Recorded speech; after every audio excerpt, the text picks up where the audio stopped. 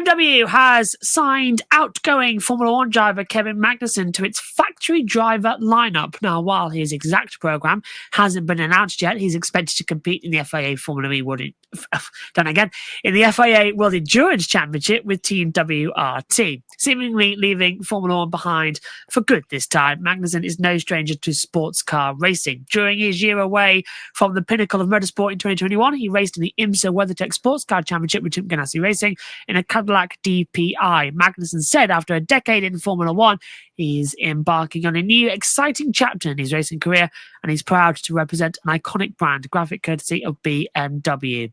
I'm all tongue-tied tonight, guys, as well. But Kobe, is Magnussen a good fit with BMW? I'll admit, I was a little surprised when BMW announced him as a factory driver. That's probably one of the manufacturers I didn't expect him to go to after Formula One. But I say good for Kevin Magnussen. He had a great run. Formula One for the last decade. Did the best that he could. Ran with multiple teams, 2 different stints at Haas, made a whole career out of it. And now he can go off into the Formula One sunset and finally have fun.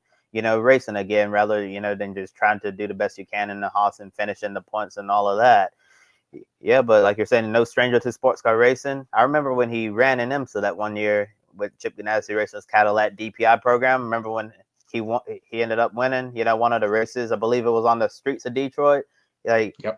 I've never seen Kevin Magnussen smile that much. Like, he was truly enjoying himself because, in Formula One, you're in a car that's not going to win, so you don't expect to win. And it'd been so long since he'd actually won an actual race, so the feeling of winning again is like, wow, I've totally forgot what this feels like. This feels good. I want more of this. And now Magnussen's going to have another opportunity to go out there and win, where you wake up on race morning in Formula One and you already know for a fact, I'm not going to win this race. And given how they do the balance of performance nowadays in sports car racing, he can now wake up on race day, handful of times per year and say, I believe we have a shot that we can go out there and win. We can stand on the top step of the podium, where you can just get a podium finish in general. Looking forward to seeing how he gets along with BMW. I think it'll be an interesting partnership to follow. But I did read an interview, Sports Car 365 that Magnussen did.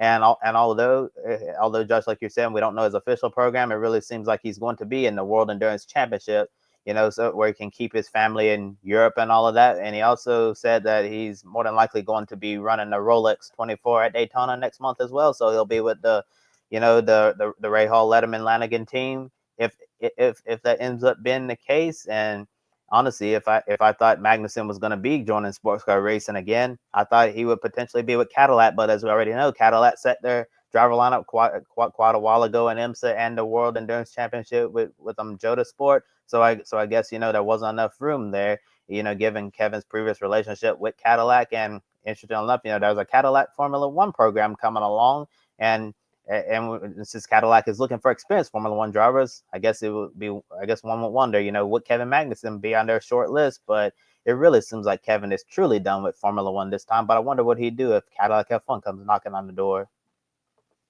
Yeah, it would have been interesting to see him placed in a Cadillac team in IMSA, or even just as an endurance driver in IMSA. Perhaps if that was, in the long-term thinking. Theme of the show, isn't it, really, a little bit tonight, of people that were really good in the junior categories, and then they got to Formula One and were like, oh, didn't quite happen for K-Mag. Got a podium with McLaren on his debut, from memory, at Melbourne in his first season, and then we know how bad that McLaren was. But as you said, guys, he did well in that season in IMSA, was teamed with Renger van der Zande in that season, and they got that win at Detroit. I would expect, because I believe we're going to get the BMW end of season celebration and whatnot, I believe is at the weekend.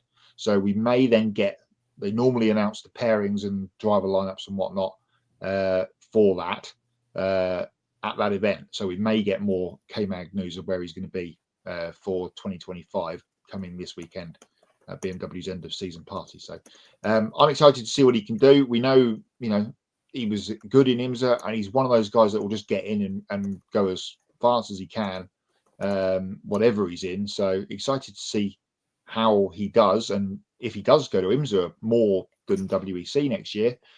BMW had a decent run at the end of the season, didn't they, in IMSA? They won at Indianapolis at the penultimate race. So the car has been getting better and better throughout the year in both IMSA and WEC. So a bit of a freshen up of the driver lineups in both, and that's been happening in their GT program as well, BMW this week, might put Magnussen perhaps into a more often than not race winning car for 2025.